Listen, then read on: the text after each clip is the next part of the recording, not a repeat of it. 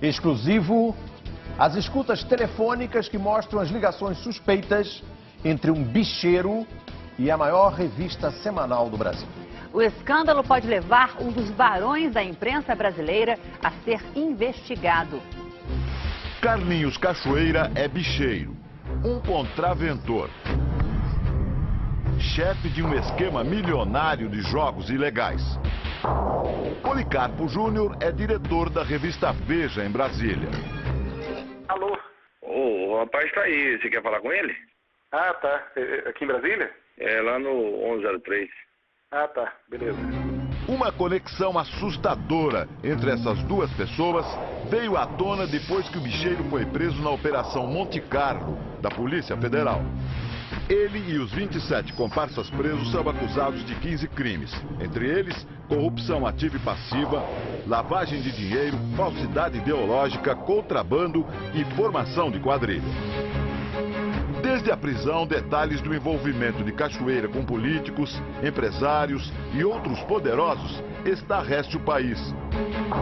Graças à revelação das escutas telefônicas feitas com autorização da Justiça. Nas gravações, Carlinhos Cachoeira revela ligações suspeitas com o jornalista da Veja. Policarpo, ele confia muito em mim, viu? Cachoeira abastecia Policarpo com denúncias e falava disso com parceiros de negócios, como o Cláudio Abreu, executivo de uma construtora que também está preso. Você com o Policarpo aí? Cara, show de bola, bicho. Eu achei que ele ia me dar um beijo. Os documentos da Polícia Federal mostram que Cachoeira teria passado informações que resultaram em pelo menos 5 capas na revista, sem contar outras matérias em páginas internas que o próprio criminoso escolhia para serem publicadas. Reportagens que atendiam aos interesses do bicheiro e dos comparsas. Cachoeira costumava comemorar o resultado do que saía na revista. Ouça a conversa em que ele comenta o afastamento de funcionários do Ministério dos Transportes pela presidente Dilma. O interlocutor é novamente Cláudio Abreu. A reportagem saiu e ela mandou passar já todo mundo. Já mandou passar todo mundo. Por que uma das maiores revistas do país se uniu ao homem acusado de tantos crimes? O que havia por trás dessa intensa troca de favores? As respostas podem vir da investigação da Polícia Federal ou da CPMI, que vai investigar o assunto. Uma coisa é certa, a parceria entre Cachoeira e a revista rendeu muitos frutos para o contraventor. Carlinhos Cachoeira favorecia a construtora Delta, onde Cláudio Abreu era diretor. Segundo a investigação, Cachoeira ajudava a Delta a conseguir negócios com o poder público em vários estados e também no governo federal. No ano passado, a Delta se desentendeu com a cúpula do Ministério dos Transportes e partiu para o ataque. Cachoeira ligou para Policarpo na revista Veja e colocou o jornalista em contato com o diretor da Delta. Cláudio passou uma denúncia para Policarpo e depois comentou o resultado com Cachoeira. Você com o Policarpo aí? Cara, show de bola, bicho. Eu achei que ele ia me dar um beijo. Ele gostou? Ah, caramba, né, amigo? Fonte, né? Você é a fonte de primeira. Fonte, entre os jornalistas, significa aquele que passa informação. Por orientação de Cachoeira, Cláudio passou à Veja as informações que resultaram nessa reportagem, o Mensalão do PR, publicada em 6 de julho de 2011. No texto, a denúncia de uma fraude na licitação de uma rodovia. Quando a licitação aconteceu, já estariam decididos o preço e o nome da empresa que venceria a disputa. Depois da reportagem, a presidente Dilma afastou vários funcionários do Ministério. Cachoeira e Cláudio Abreu comemoraram. Você chegou a ler a matéria dele hoje, não, né? Não, alguém falou, foi bom? Agora, às 15 horas e 12 minutos, a presidente Dilma Rousseff convoca o ministro dos Transportes e manda afastar todos os citados na reportagem da Veja. É mesmo, a reportagem saiu e ela mandou afastar já todo mundo. Já mandou afastar todo mundo. A matéria e ele citou a reunião, cara. Em outra gravação, Cachoeira diz que plantou informações sobre um executivo do Ministério, o ex-diretor do Departamento de Transportes, Luiz Antônio Pagô. eu plantando em cima dele. Igual eu plantei, ele apagou aquela hora. Ele anotou tudo, viu? Ó, beleza agora, apagou, tô com ele. Plantar no jargão jornalístico significa passar ou até inventar informações para conseguir vantagens. Uma maneira de fabricar um escândalo. Em agosto de 2011, a revista denunciou o ex-ministro da Casa Civil, José Dirceu. A capa chamava Dirceu de o poderoso chefão. Cachoeira sabia com antecedência de tudo o que a revista ia publicar. E nessa conversa, cita o amigo Policarpo. Policarpo que vai estourar aí. O objetivo da reportagem era dizer que José Dirceu ainda mandava em setores do governo e que estaria por trás da queda do ministro Antônio Palocci. Os momentos importantes da República, o Dirceu que comanda. Em outra gravação, Carlinhos Cachoeira fala como se fosse o diretor da revista. Sabe de todos os detalhes. Afirma que a reportagem não ia ser naquele final de semana, mas 2 semanas para frente. Nesse final de semana não, tá? Vai ser umas 2 vezes para frente. Fotos mostravam ministros e autoridades no corredor de um hotel de Brasília, onde José Dirceu mantinha um apartamento para encontros políticos. Na escuta da Polícia Federal, Cachoeira diz que um empregado dele fez as imagens e entregou a Policarpo. Já arrumou uma fita para ele lá do hotel lá, onde o Dirceu recebeu o pessoal na época do tombo do Palocci aí. O Jairo citado na conversa é Jairo Martins, um especialista em grampos e vídeos com câmera escondida que também está preso. Um homem ligado a Carlinhos Cachoeira. Jairo ficou conhecido por fazer o vídeo que deu origem ao escândalo do Mensalão. São essas imagens que mostram um funcionário dos Correios recebendo propina. Quem divulgou primeiro foi a revista Veja e quem assinou a reportagem foi Policarpo Júnior. No episódio da capa sobre Dirceu, Policarpo era o chefe da sucursal da Veja em Brasília. E quem assinou a reportagem foi um dos repórteres sob o comando dele, Gustavo Nogueira Ribeiro, que foi acusado de um crime ao tentar invadir o apartamento do ex-ministro. Esse é o boletim de ocorrência feito pelo chefe de segurança do hotel. Registra tentativa de violação de domicílio. O repórter tentou convencer uma camareira a abrir o apartamento de José Dirceu. Ele tentou, juntamente falando com a camareira, que tinha esquecido a chave na recepção, perdia a chave. E aí ele tentou entrar, pedindo para que ela abrisse o quarto, e automaticamente ela falou que não poderia abrir, né, porque existia um procedimento interno do hotel, que ele teria que se dirigir até a recepção. A revista Veja também apoiava um dos maiores aliados de Carlinhos Cachoeira, o senador Demóstenes Torres. Nas páginas da revista, ele foi transformado em político exemplar, um mosqueteiro da ética. Com a prisão de Cachoeira, o Brasil soube que o senador fazia parte do esquema montado pelo bicheiro e atuava para favorecer o contraventor, no Congresso Nacional e no governo. Fala, professor. Eu peguei o texto ontem da lei para analisar, está aprovado lá o seguinte: transforma em crime qualquer jogo que não tenha autorização. Então, inclusive, te pega.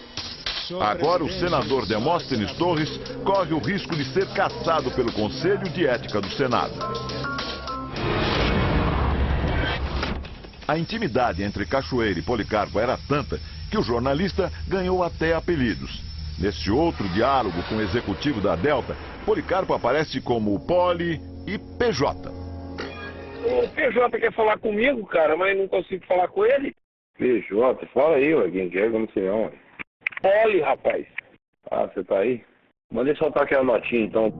Repare que Cachoeira não pede, ele manda soltar a notinha. Manda ele soltar aquela notinha, então. Na sequência, escolhe o espaço em que ela deveria ser publicada. Pegou aí? É pra ele colocar no radar, né? Pô, mas depois meter no online, no radar, aí que você consegue. Pode pôr no online, mas tá bom. Se for na revista, melhor ainda. Radar é o nome de uma das colunas de informação da Veja. Tem um espaço fixo na versão impressa e no site da revista. Na quarta-feira, um juiz aqui do Supremo Tribunal Federal encaminhou o inquérito policial do caso Cachoeira para o Congresso Nacional. São 40 volumes, 15 mil páginas e CDs com gravações de ligações telefônicas de Carlinhos Cachoeira. Só para o editor-chefe da revista Veja, aqui em Brasília, Policarpo Júnior, foram mais de 200 chamadas. Relator e presidente da CPMI dizem que a investigação precisa incluir as relações entre a Veja e o bicheiro. Nós vamos investigar o desvio de conduta de alguns membros da imprensa, de alguns membros da mídia, e essa individualização precisa ser feita e precisa ser investigada. Vamos apurar como vamos apurar todas as relações do Estado com o esquema criminoso. Vamos apurar as relações da imprensa com o esquema criminoso. A revista Veja ainda não respondeu claramente às suspeitas, mas em artigo publicado na internet, o diretor de redação, Eurípides Alcântara, afirmou, sem citar nomes, que ter um corrupto como informante não nos corrompe. Mas será que Carlinhos Cachoeira não corrompeu a Veja? Mesmo levando em conta que as seguidas reportagens favoreciam o esquema criminoso, liderado por um bicheiro, e privilegiavam sempre um determinado grupo político, será que as denúncias da revista, alimentadas por um grupo fora da lei, cumpriam o papel de informar com isenção? Quais os limites desta relação íntima com o crime organizado? Para Laurindo Leal Filho, professor de jornalismo na USP, o problema ético é muito claro. O jornalista, ele pode e deve falar com qualquer tipo de fonte, desde que ele tenha o controle sobre a publicação e sobre a matéria que ele está fazendo. Quando ele oferece à fonte o controle dessa informação, ou seja, ele passa a ser pautado pela fonte, como mostram os indícios até agora, ele rompe os limites éticos. O envolvimento da revista no escândalo surpreendeu a entidade que representa os jornalistas brasileiros. Para o presidente da Federação Nacional dos Jornalistas, o episódio revela erros graves de conduta na relação entre jornalista e fonte. Nesse caso, houve uma relação promíscua muito intensa, unilateral, e aí tem um problema também, me parece, de ordem moral e tal, que é de atribuir a esta versão uma dimensão de verdade, de verdade jornalística. O deputado federal Fernando Ferro foi um dos defensores da CPMI do Cachoeira, instalada esta semana. Ele diz que a revista precisa ser investigada. O deputado não acredita que Policarpo Júnior agiu sem o conhecimento dos chefes. Esse jornalista, e com a importância que ele tem para o meio de comunicação, é claro que ele obedecia a ordens superiores.